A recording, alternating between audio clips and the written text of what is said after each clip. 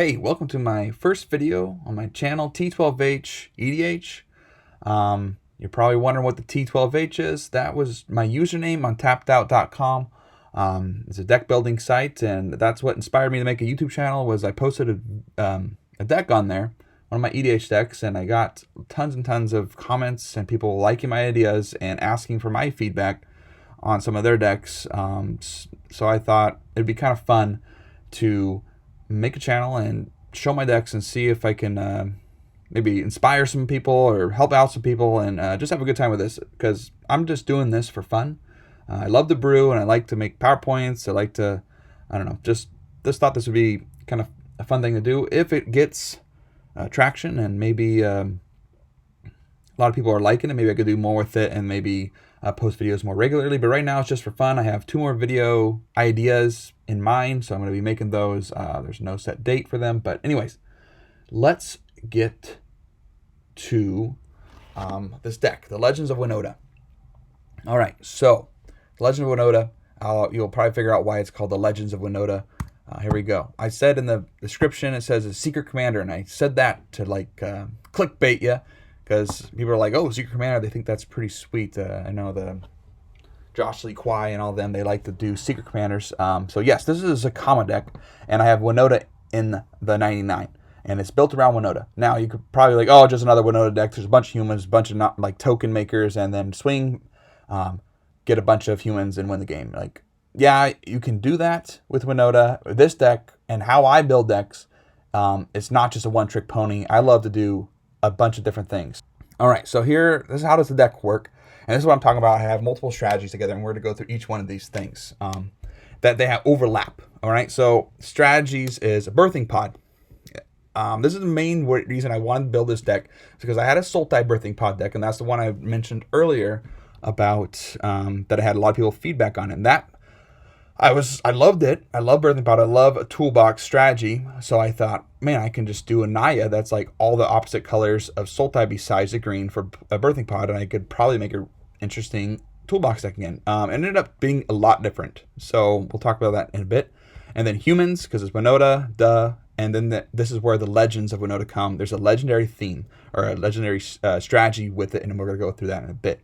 Now, I like to have small tutor packages or this side strategies with my decks, and then it makes it more unique. So I have equipment package, Elves, and then there's a small Untap Theme, and I'll go through all these 6 things as we go through the video. So here, Naya Toolbox, Birthing Pod. All right. I just love Birthing Pod. It's one of my favorite cards. We have a couple more Toolbox enablers, Court Calling and Eldorman's Call. Birthing Pod was literally my secret commander of my Sultai deck that I will probably make a video of. It's my secret commander of that deck. With this, I don't get Pod out that much because there's not a lot of tutors that go for Pod besides Enlightened Tutor, so it's hard to get it. I just have to open it naturally. But with my Sultai deck, I get a lot of black tutors to get Pod going fast. So it's not super built around Pod, but when I get Pod out, it can be doing some cool stuff. But the main toolbox cards are Recruit of the Guard and an Imperial Recruiter. Some people will think that, oh, you don't want a bunch of little teeny baby creatures in your deck. Well, think again, I have 29 that I can grab with Recruit of the Guard and 33 with Imperial Recruiter. So these are pretty much demonic tutors for my creatures, because that's a lot of little creatures, but we'll go into why I have so many little creatures in there and what we can do with those creatures. So here's the pod chain. Usually with pod, you find people use pod to find combos, or they have a set or a preset chain that they want to do. That's not the case with my pod decks. I love to just have multiple effects on each chain, and I really just kind of have to go with the flow of the game. I don't really have predetermined chains for this. But if you wanted to know at least maybe one, you can see that the 3s are huge. The biggest amount is 3 because we do want to get Winota. I guess that would be our combo. We want to get Winota. But sometimes we don't have creatures to swing that aren't human with Winota, so we want to be able to do that in multiple ways. So if you have a 2, you can go into a Seasoned Pyromancer, discard 2 non-land cards to get a couple, what were they? I forget what they're called. elementals, and then you go into Winota, swing with your elementals, get a couple triggers that way. Or if you have a 3 and you have nothing on the board to trigger Winota, you can go into Pia, Kira, Nalar, get a couple Thopters, and then go into sack the Pia to go into Thalia's Lancers to grab the Winota. Play the Winota from your hand that you just tutored for and attack with the Thopters and get a couple of triggers that way. When I was doing this, I found that there wasn't a ton of disruption like in my Sultai deck. Pod Chain is more of like a control deck. This one, I couldn't figure out a way to become like a Naya control deck without like reanimation spells from black and tutor spell and black and recurring those. So this ended up becoming more of a card advantage and also building a good board state with a little bit of disruption. So I'm going to go through the disruption on this pod chain real quick. On your 2, you have a Remorseful Cleric to hit graveyards. On your 3s, you have a Rex Sage. And then you also have a Witness to get back anything, instant sorceries that you need to recur. On your 4s, you have Ranger Heroes. And right now, since I have all my 1-drops up here I have Ranger is great because you can grab a Giant Killer or a Cosmic Caterpillar. So that you can kill a creature or you can kill artifact or enchantment with a Caterpillar. You can also get an Ovenwall Tracker if it's late game and you just want to like lock down the board with the have your commander fighting your dinosaur 9/9 start fighting people, so it's kind of cool. You also have Pia, Kier, and Nalar to just ping the small creatures and Timeless Witness to get back anything just like the Turtle Witness. And Magus of the Disc was a new addition. I'll talk about that later, but you have a Wrath on the level CMC 4. On your 5s, you have Cavalier Dawn. And then on your 6s, you have Kolga to fight.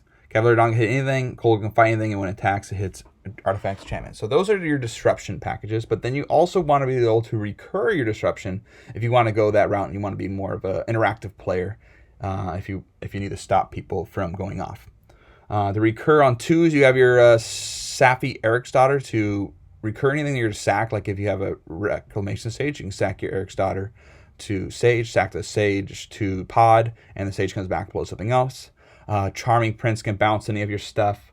On your 3s, you have Felden, which is great. You can recur any of your creatures from your graveyard every turn.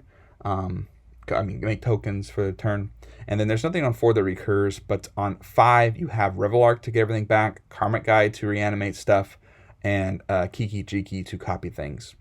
And then on 6, one of my favorite white cards, Sun Titan, can get any of your Rex Sages or your Remorseful Clerics or Internal Witnesses, and then that's how you recur that stuff. So that's pretty much Pod Chain. I'm going to go through most of these creatures. I hope you can see this. Maybe you're on an iPhone, you can't see all of it, but I'm going to go through most of the stuff again. But those are the ones I kind of wanted to hit for the Pod Chain in depth. Okay? So, Winota's humans. Let's talk about the humans. Winota, usually in like just a Boros, it's just all in on Winota. This, like I said, is not. It is more just, if I swing with a couple non-creatures, that's cool. I'm going to draw a couple cards or just be able to hit some of these humans for advantage. But I'm not really trying to kill, unless it's late game, you can get some huge Winota swings. So here's some 1-drops. Kithian, Ovenwall Tractor, Fervent Champion, and Giant Killer. We're going to go through all these again. We've already mentioned Charming Prince, Eric's Daughter, and then we mentioned the 2 recruiters, Felden, Witness, and then Yisan we're going to go into later. We already mentioned Seasoned Pyromancer, and then Loyal Retainers we're going to go into later as well. Captain Sisse, another great. So that's what's great with this is you get the green humans. The Timeless Witness, Eternal Witness. Is one of the main reasons I wanted to go with Winota as a secret commander, because I want to hit these 2 off of these are my favorite cards. Eternal Witness is my favorite card, and it was great to get another kind of semi-reprint with Timeless Witness. I want to hit these off so bad with Winota. So then I already mentioned a Ranger, and I also mentioned Pia and Kieran, and I mentioned Magus. We're going to go into these later as well. And Samut, it's great to give all your creatures haste, and then we'll talk more about him later, or her later. And then Thalia's Lancers we mentioned. And then Godo we're going to mention later. But again, we have 21 here. And then the last big one that most like modern decks or whatever play in Winota is Angrath's Marauder. We double all our damage, which is a nice one to hit off of Winota. Now, this is what's great. We have 22 humans plus 23 if we count Winota. Since we have so many humans, we're just going to auto-include the Angel of Glory's Rise. It's great when you exile zombies. Zombies are pretty popular in EDH, so it's kind of funny that sometimes you wipe the board or one of the players' boards. Now, right here on the next to his Staffy, Eric's daughter, you don't get this green human with just a Winota. So now you have Angel of Glory's Rise with the Safi Eric's daughter. I do not include sack outlets in this deck because I don't want to combo. If you notice, there was no Resto or Feldar Guardian in that pod because I wanted to play Kiki Jiki, but I don't combo as a player. I'll talk about that more in another video, but I didn't include sack outlets to make infinite. I just wanted to make sure to protect my board. People have to interact with my graveyard if they want to stop this deck, and it's just kind of a cool interaction there. So no infinite sack outlets though. So 22 humans that you can hit off of Winota. Legend, wait for it there. Now this is the Legends of Winota part here. I have here with 12, 13, 14 creatures that are legendary. A lot of these we've already talked about. And the main reason we did this, I just noticed I was starting to pile up legends. So it made me get Captain Sisay in there. It's a human that hit off Winota. I can get into it with Pod, and that's just another value train that I can start doing with Captain Sisay. So it's sweet to get these legends. So we'll talk about some of these a little bit later. Aurelia sweet with Winota because you can attack twice with it, so you get double triggers with Winota. That's probably an auto include in just a normal Winota deck, but then it really has some cool secret tech in this deck as well. We'll go on most of these later. I almost forgot to talk about Kolga. This is an awesome card for recurring all the key humans, and it's going to be very easy to protect himself because you have so many humans, but to return witnesses or recruiters and to get extra value out of those is great as well. More legends support. So here's a little bit more stuff that we're going to go into right now. So I told you I'd go into loyal retainers. Again, a human you can hit, probably not played in most Winota decks by themselves, but this is, again, this is Legends of Winota, so we have a ton of legends that we can get back with loyal retainers, which was kind of nice.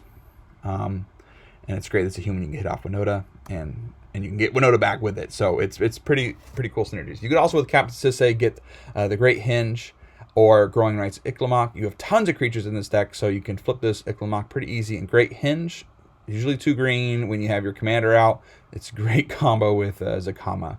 And this is sweet because when you attack with Winota, every human that hits play, you draw a card. It's not that you have to cast. It just enters to play. So this Great Hinge is absolutely bonkers in this deck. And then a couple lands, Kerr Keep, Legends, and I just wanted to get the land so I can keep hitting my land drops. I put these 2 legendary lands in there, but this is just a great land. In general, I know it's spendy.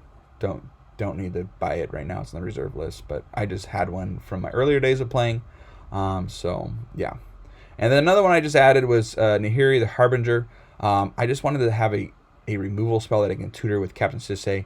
And this is ultimate's pretty quick, and you can get your Angels of Glory Rise with it, or just any cool synergies when you ultimate. But it's just removal, 2 removals in 1 card. You can filter out your cards. It's a good planeswalker. So I just wanted to be able to have 1 tutor target that is a removal spell. Equipment is the other synergy, or other was the first package that we put in the deck on that list. You have Stoneforge Mystic and Godo Bandit Warlord. This is how we get our equipments. You can hit Godo off of Winota again, so that's sweet. You got the extra untap steps and attack steps. So if you have like Zacama out, Zacama has Vigilance, or Sun Titan has Vigilance, so you get double attacks. There's a few creatures in this deck that has Vigilance, so which is pretty sweet. You get multiple triggers off of Winota with this Godo as well, but being able to get equipment is the main reason he's in there. Here's some of the equipments that I run right now. I just got the Sword of Hearth and Home in the mail. I'm planning on taking a Sword of Fire and Ice out of the deck. I think Feast of Famine is the best sword in EDH. This now Sword of Hearth and Home is the second best. A lot of people said that Fire and Ice is the second best after Feast and Famine, before Hearth and Home came. I think Light and Shadow is better than Fire and Ice and EDH. I think Fire and Ice is great in Modern and Legacy and all that kind of stuff, but recurring a creature is way better than drawing a card. I think.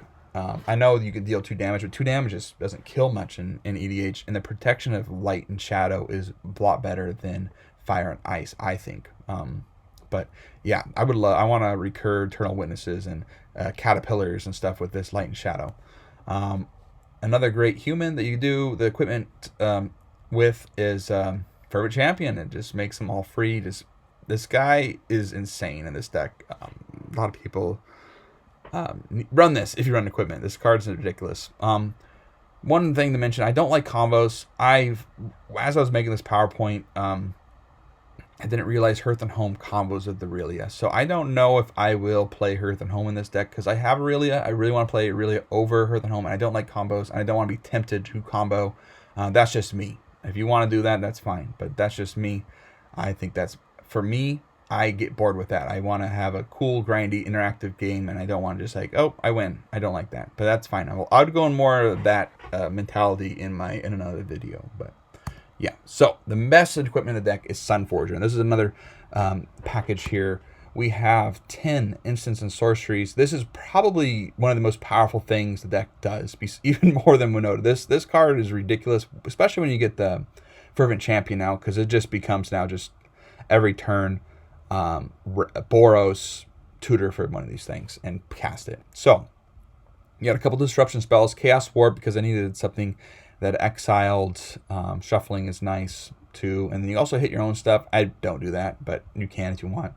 Lapse of Certainty is it's so funny. When I first built this deck, no one knew this was coming, and there was so many times that I just did not play around a counter spell, and it was just great, and it ended up winning a couple games because people just don't know this card, or they didn't see it coming because Sunforger, they just thought I could disrupt in different ways but not counter something.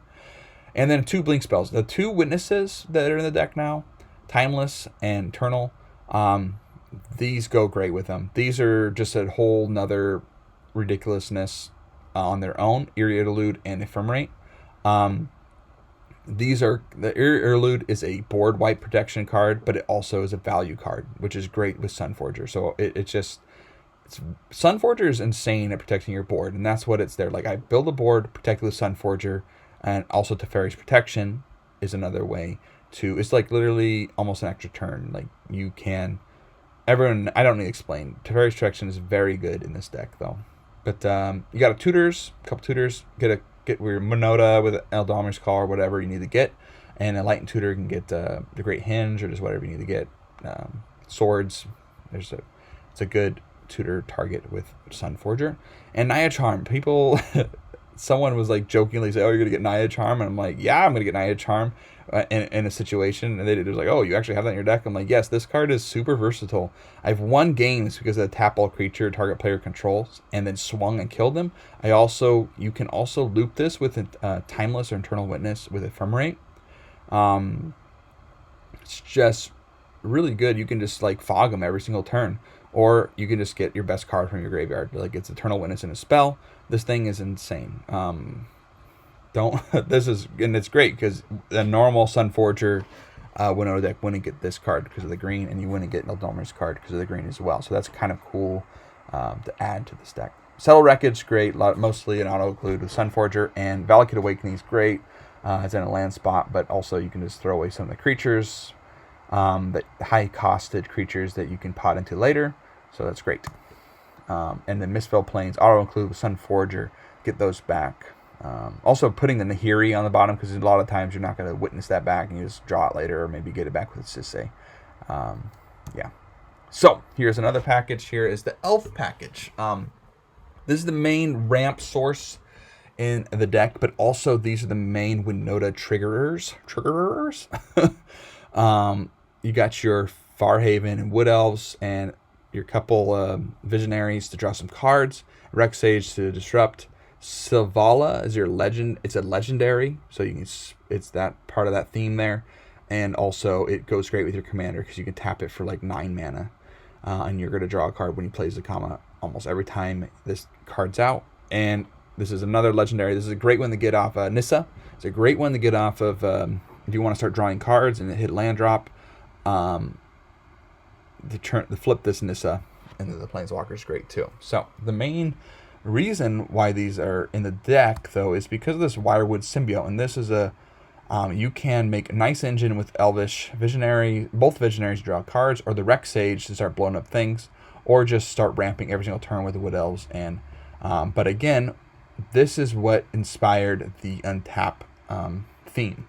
So that's the main one to untap. You also have the Samut to untap, and people are thinking, what, you're crazy, T12. Kithian doesn't untap. Well, if you look on the other side, it actually does. It says, until your next turn, target creature gains indestructible. So it protects your Winota, or anything you want to untap. So you can untap something with this, and then it protects it for until your next turn, which is great. People can't board wipe that card away.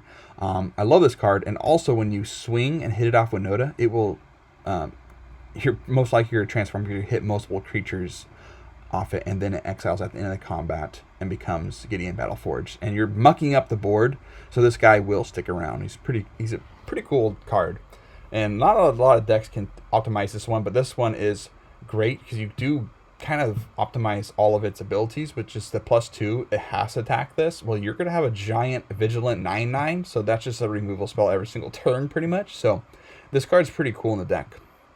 And this one is Samut, I already kind of mentioned, but I forgot to mention, once you Angel Glory Rise and you have Samut in the graveyard, all of those humans have haste, which is great too. So another one, this is what I said, the secret text. It says untap all creatures you control when you attack with Aurelia for the first time. It doesn't say attacking creatures, so you could have tapped a bunch of stuff and then attack with Aurelia, untap all those things that you just tapped, and then do it again.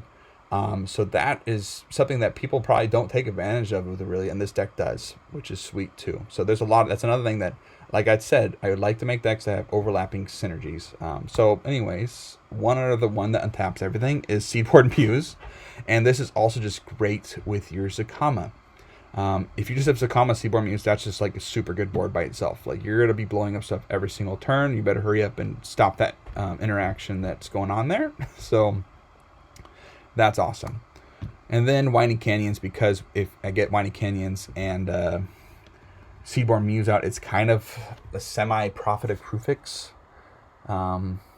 It's just in there because of that. Now, you're like, okay, T12, what are we untapping? Like, you're talking about untapping. Well, there's a lot of stuff that we've already mentioned.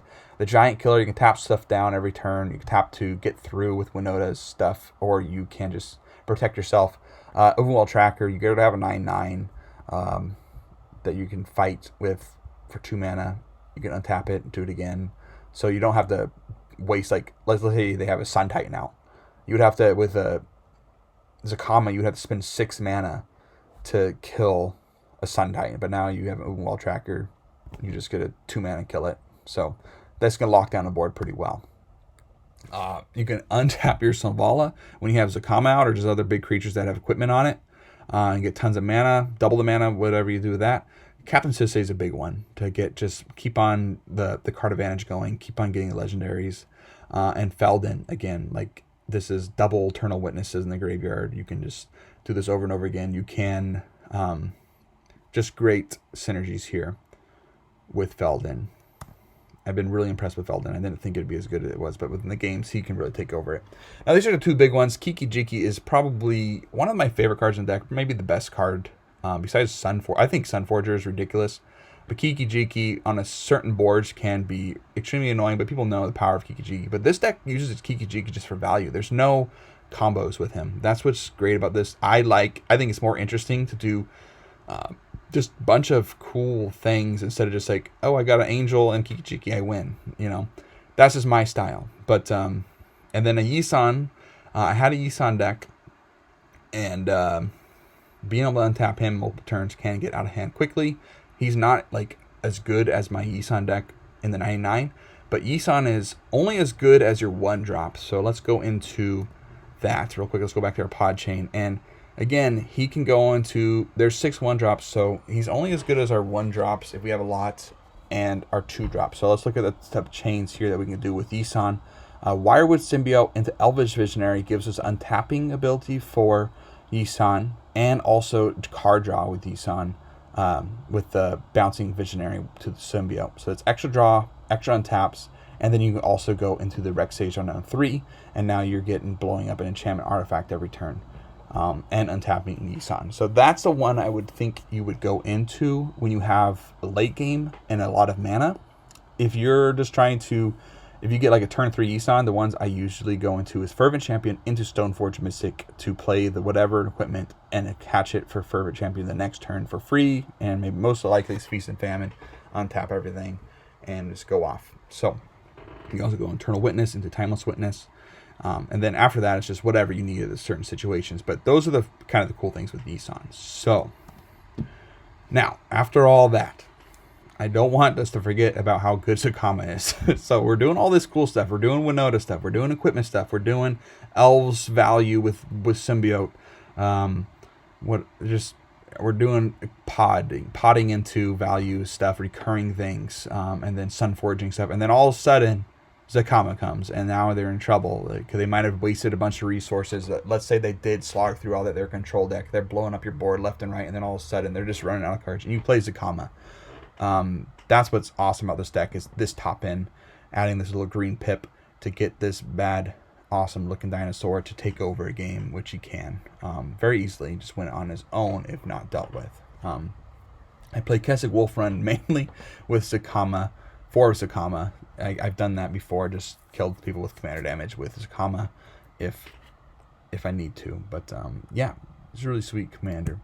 And I've said in the earlier thing about how I build decks, don't stop brewing. And I wanted to point out a card that I actually literally added while I was making this PowerPoint in Magus of the Disc. When I first saw this card, I was looking through all the humans. I found this card. I'm like, oh, I don't want to blow up my stuff. I don't want to blow up my pod. I don't want to blow up my equipment. But I saw, after still brewing and looking at stuff, I saw this again. I was looking through my list and I said I want more interaction. I saw that I might just add this. I can hit it off Winota. But what's awesome is it doesn't just like ETB blow up everything. I can just do it when I need to. It's emergency board wipe. But then as I was looking into it, I saw that there's tons of synergies with this. And here's a few of them. I can tap it, say I'm blowing up everything, and in response, Eerie Interlude. So I could do this from hand, I could do this with Sunforger, and I could blow up everything and save my board. Or Teferi's Protection after in response to that, and save my board, blow up the opponent's board. I could Selfless Spirit, save my board, blow up their board, while also keeping the Magus of Disc, because Magus of Disc doesn't sacrifice himself. He just blows up everything, so he would blow up himself. But if I Selfless Spirit, I still have Magus of Disc. And then when I was seeing that, I said, oh, Yavima Hollow and Magus of Disc is pretty disgusting, because this is to lock the board down until they deal with this. Or if I'm way behind, I just need to start drawing cards and figuring out what to do. I can do this a few turns and wait. I can, what I'm saying is I can regenerate Magus to himself when I'm blowing up the board, and it would just be Magus of Disc still left there. It's kind of gross. It might be too mean. I might take this out, but again, this is an example of why you don't stop brewing. You will find cool interactions if you keep on looking at your decks and keep on adding things and changing things around. Another gross interaction is the Safi, Eric's daughter, and Angel Glory Rise. You can sack Safi to Angel to protect Angel, blow up Magus, and then Angel comes back, and then it gets back these two. So that's pretty ridiculous. So that's another way you can lock down the board. People need to interact more. People are just I'm going to do the biggest, baddest stuff. This could, and not interact, and this will kind of catch those people off guard. And that's pretty much the deck. Again, I hope people are probably like, well, what's the win con, or what? Like, a lot of people are looking for that. They're like, I want to go more into that, into how I build decks. I don't just say, hey, this card, here's my win con. I used to play like Craterhoof Behemoth. I used to play, just Crater Behemoth is one that I used to play, and it's like, that's a win con. I don't play those kind of cards anymore. I win with value. I win with interacting, and I will just eventually win with killing people with my creatures. So that win con is just building boards that are really hard to break with like Safi, Revelark, Kiki Jiking copy Revelark, or Kiki Jiking copy Selfless Spirits, and then just have these chump blockers, and then eventually like start beating people down with swords. But again, that's what I like about decks. It doesn't win the same every time. If you see a typical Winota deck, I feel like it would win the same every single time this a Boros Winota deck. Load the board with tokens, attack with a Winota, get a bunch of stuff, kill them with just doing that. This can do that, but it also can kill you with Zacama. It could also kill you with equipment. It can kill you with just locking down and interacting with like Hiki-Jikis, Internal Witnesses, and tapping your stuff down with the Naya charm over and over again. Like, there's many ways I've won with this deck besides just swing with Winota, which that's what I like about that's the way I try to build decks. So anyways, I hope you enjoyed it, this video, and if you like this stuff, please like and subscribe for more videos when I get a chance to make them, and then comment if you have any questions about this deck, or maybe if you want me to take a look at your deck, I could probably do that for you and I give you some insight. I'm hopefully going to make another video of one more deck of mine here in the next month or so. I'm pretty busy, but anyways, thank you so much and have a good one.